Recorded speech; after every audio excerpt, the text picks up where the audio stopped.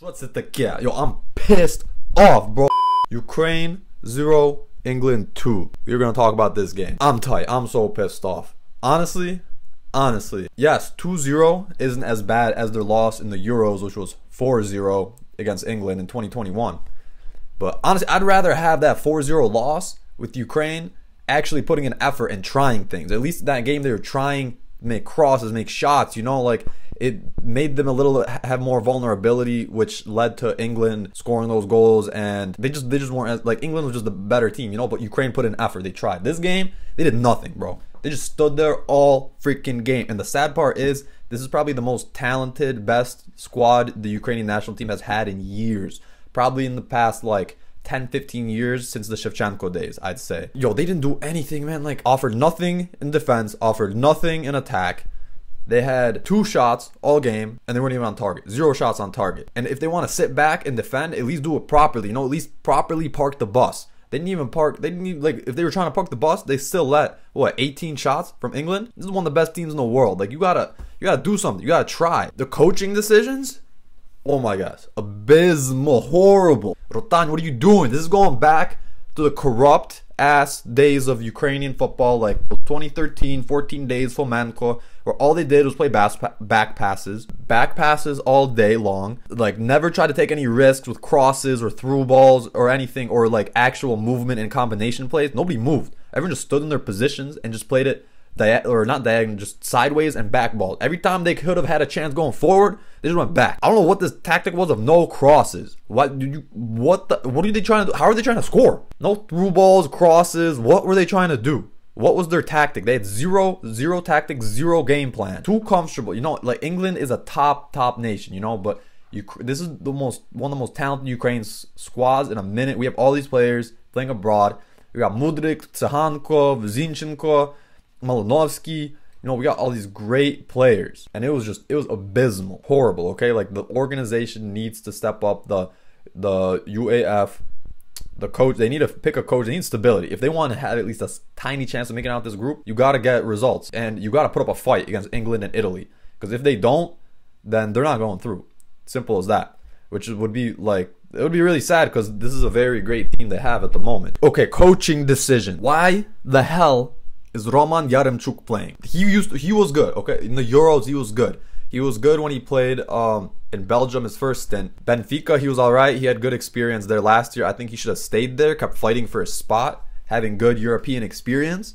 But no, he got mad that he didn't get as much playing time as he wanted, and went back to Belgium, where he's even worse now. He has 2 goals all season. A forward needs to score. Artem Dovbyk needs to play. He's the top scorer in the Ukrainian Premier League, and he was one of the top scorers in the Conference League for Dnipro. He's a young guy, he's 24, he's fast, he's physical, has a great shot, great movement. He needs to play.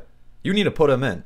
And he's been scoring for the national team a decent amount too. Why is he not playing? Plus, against England, where everyone's very big and physical, like those defenders like John Stones, for example, Dovbyk needs to play. Simple as that. Get Yaremchuk out. I don't care what experience he had before. Dovbyk needs to play. Yaremchuk was a tree the whole game. He didn't move. You gotta move, bro. You gotta move. That was number 1. Number 2, why is Tsahankov not playing?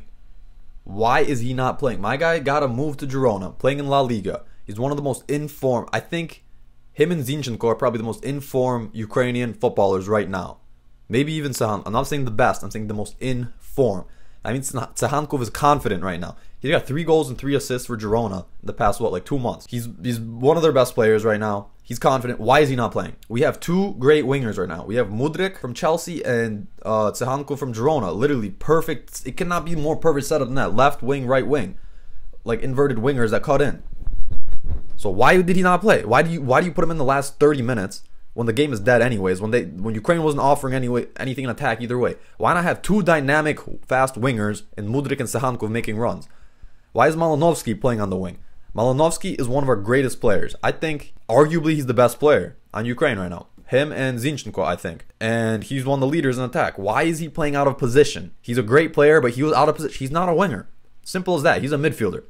Malinovsky is a midfielder. Sudakov, great young player. I think he was probably the only positive from this match. He was very good. I'm not going to lie. But why is he playing over Malinovsky, over Malinovsky's position? Malinovsky's not a winger. Simple as that. Malinovsky should be playing in his position. That is his greatest asset. Being in the middle, providing through balls, being in positions for long shots, being in positions to control the game, to dictate the game, to make switches, to make through balls, to do his thing. He's creative. He's not a winger. He doesn't have the pace and the skills to be on the wing. He can, but it's just like, it's awkward. It's not his position. And Sudakov, you're a great player, but why is he playing over Malinovsky's position? It's just a horrible decision, man. Like, what, Rutan, what are you doing?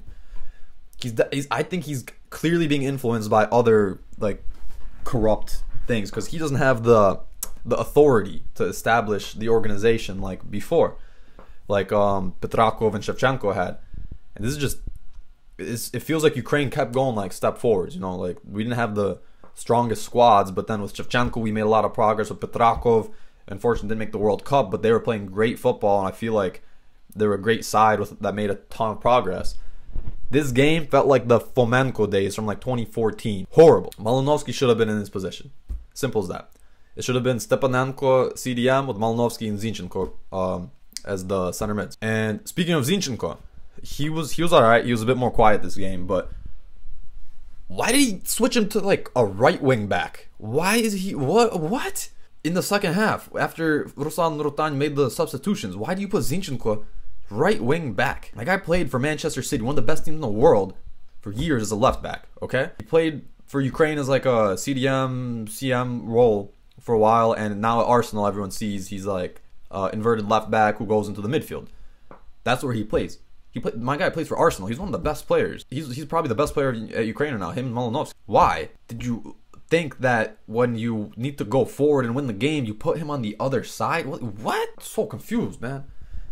And subbing out Mikulanko, I don't like. He plays in Everton, got good experience too, but I guess he was getting cooked by Saka, so he put in Sobol, so it's okay. Dude, honestly, Zabarny and Yarmolenko, like, ne hvatalo, man. Like we need them. Like Yarmolenko is older. Yes, the man can barely run now, but the experience and organization he offers in attack is pivotal. He's the leader on the team in attack. He takes the pressure upon himself.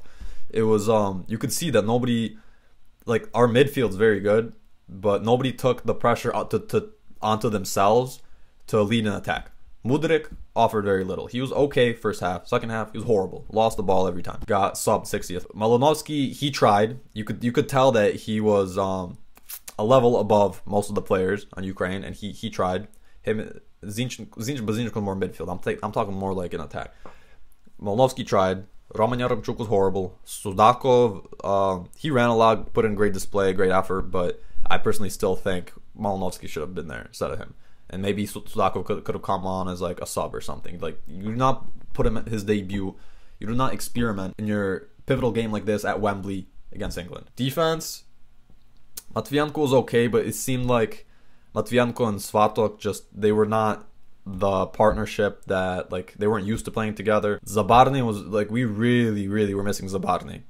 Man, it's crazy how young Zabarny is, but what a presence he's had on this team already. Just his physical presence and calmness on the ball is incredible, which is why he was rated one of the best young center backs in the world ever since he was 18, ever since 2020, 2021. Because Matvienko and Svatok were just panicky. They were very panicky. And what was it with, dude, they couldn't get the ball out.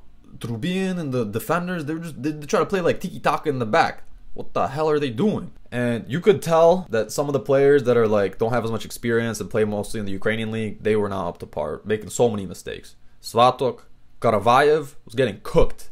He was getting cooked. He looked like he should be playing in Saudi Arabia or something, not on the Ukrainian national team.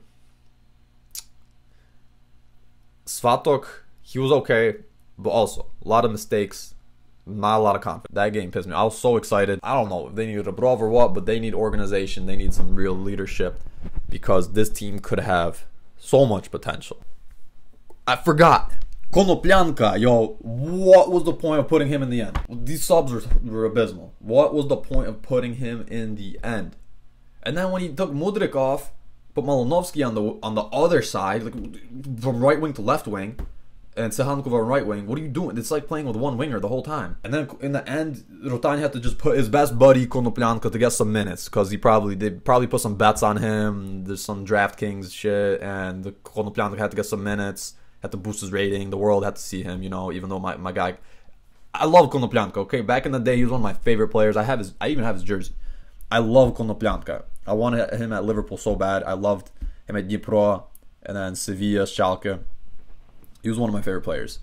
But I'm sorry, your time's up. Like, my guy can barely run. He can barely even play in the Polish league right now. Baller back in the day, but now has no right to even be in the national team, let alone playing. Let alone coming on in the last few minutes when Ukraine should be pushing, should be fighting to make a comeback. But instead, the last 20 minutes, just nothing.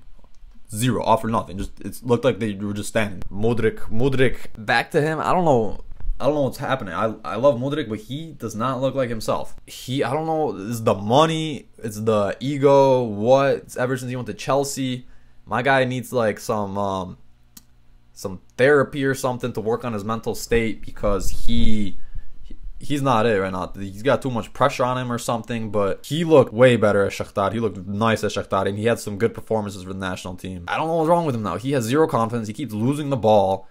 He doesn't take players on anymore. Barely taking any shots. He does not look like a threat.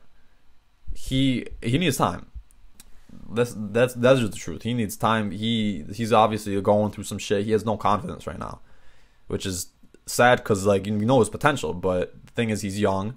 And he can develop. It's just we hope he gets the right training at Chelsea and they give him those opportunities and train him right. But the only problem is I think he would have gone to Arsenal and they would have trained him right. They would have had a plan for him. But I don't know about Chelsea. Chelsea has very little patience for players, and he's not the type of player that's gonna be $100 million man right off the bat. He's the type that he needs probably at least a year or two until he gets used to the Prem, and then he could ball out. But everyone knows his true potential. He could be a true baller, and I hope it works out at Chelsea. Hopefully Potter's the man, or whoever else will be the coach, and hopefully Chelsea's the right team because he's got some serious potential.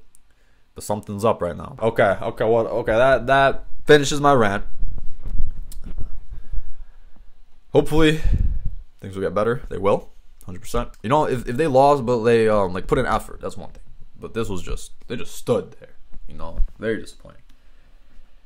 But that wraps up the rant. I will see you guys later. Peace out. Slava Ukraini. And I hope y'all have a good day. Peace.